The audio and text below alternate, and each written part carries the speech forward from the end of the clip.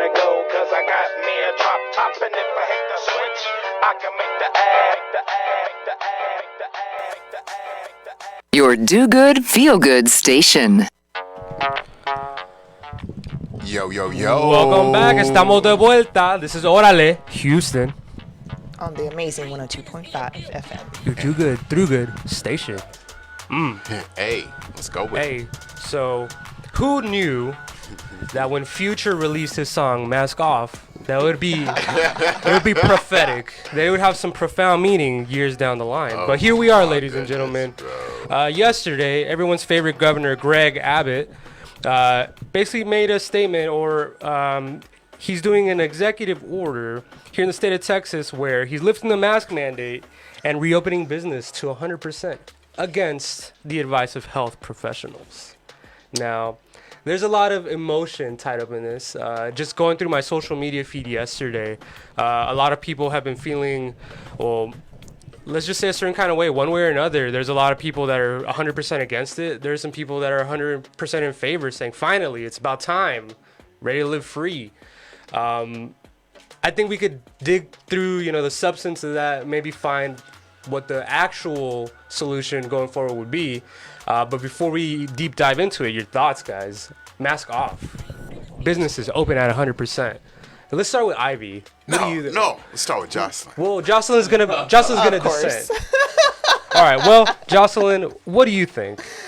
You guys already know that I agree with this. I think it's to the businesses' decisions on whether to make it mandatory or not. Yes. For their customers and their employees. I don't know, you guys correct me if I'm wrong. I don't think anywhere it says that a business cannot require, right? That is correct. So the employees can still wear masks if they choose to. Absolutely. The clients can still wear masks if they choose to. Or they can just be like, you know what, I don't want to go to this business because they're not requiring a mask, so I'm not going to go. I think that everyone has the freedom to choose. Right. And I think that's where people forget. Yes. It's like no one is requiring you to go to these restaurants. No one's requiring you to Straight go out up. to these bars, these clubs. It's like you can stay home. You can choose to go somewhere that does require masks. True. So to me, that's the essence of it, is having the choice, having the freedom to choose. It's like, yes, I want to go there. No, I don't want to go there.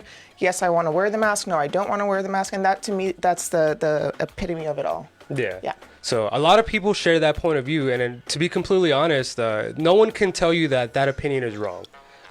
Just straight up, if you look at this, and instantly think about picking a side, and being contentious, the right response is conversation. Yes. The right response is conversation.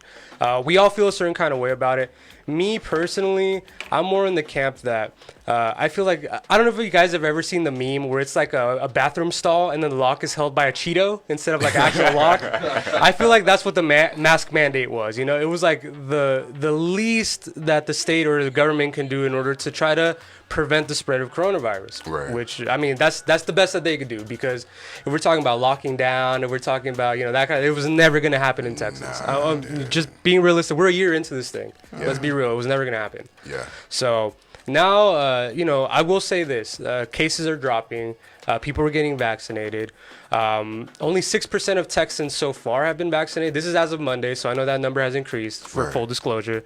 But for me, it kind of feels like we're cutting the parachute 500 feet from reaching the ground. I feel you. Although things are getting better, I think that this might have been a bit premature. Me personally, I wear a mask wherever it's necessary. I do my best to try to avoid gatherings and, try to not expose my parents. My grandfather recently passed away from COVID, so it's still kind of, it's still fresh on my mind. I'm still aware of the pandemic, but I'm also aware that there's businesses that are struggling, and for a lot of people, a year on, like we said, it's kind of like, it's become a financial, like, it's life or death for a lot of people, right. To be able to conduct business and make money, and that's just what it is. So instead of going at each other about how we feel about wearing a mask or not wearing a mask or whatever, the real questions that need to be answered is, what is this decision based from? Because they said that they consulted the science. When I look at the science, when I look at the numbers, I see that this is still disproportionately affecting people of color, particularly people in the service sector, which still aren't available to have vaccines given to them. Yeah. So you know, like I'm trying really hard not to attribute race to this or not to attribute some kind of classism to this. But the more I think about it, the more I look into it, it's kind of what it is. You know I feel you because of the fact that the assistance that was needed for these businesses, especially businesses of color, was not given. I mean, we were bailing out everybody else, but it's always the same way when we get inside of these very desperate situations in America. We take on the big businesses first, they get all the money, and we get to trickle down and all the results of everything else that's just left over. And we have to fight for pennies, you know, and that's the crazy thing that I actually think about in terms of where we are right now.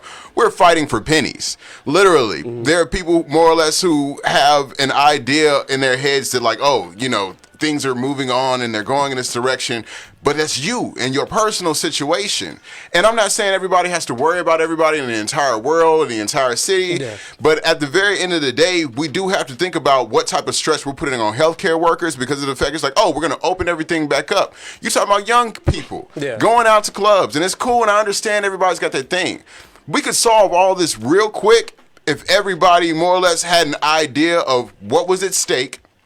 But then also, like you said, not facing this with contention and like we on two different sides of the wall. The problem is we ain't never been on one side together. Exactly. Ever.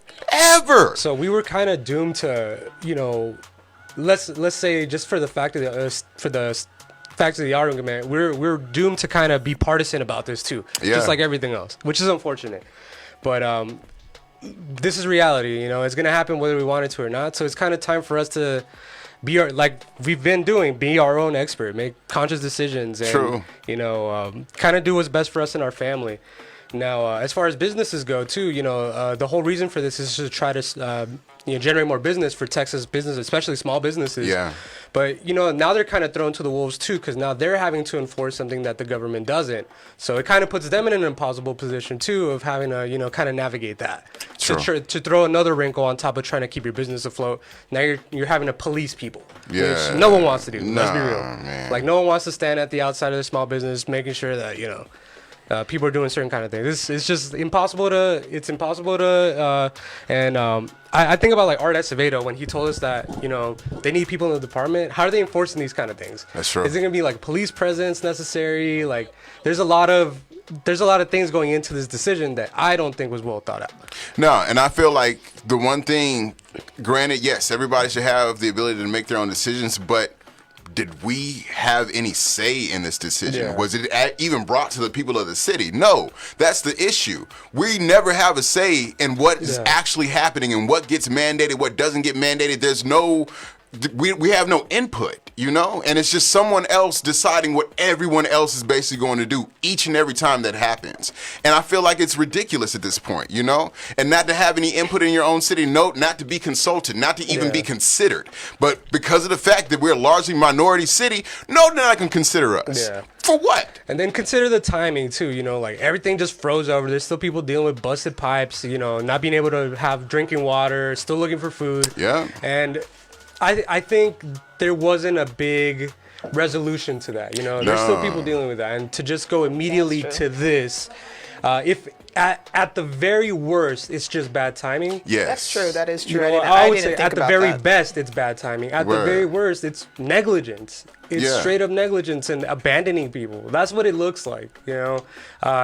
Again, like, we're not the experts on anything. We just bring this stuff to you guys, and you could decide. The number here in the studio is 832-685-1025. If you have anything to add to this, we'll be right back. But, man, it's still a lot. We'll get back into it. This is Orale Houston on the new Amazing 102.5 FM. DJ Ivy, mask off. Let's go.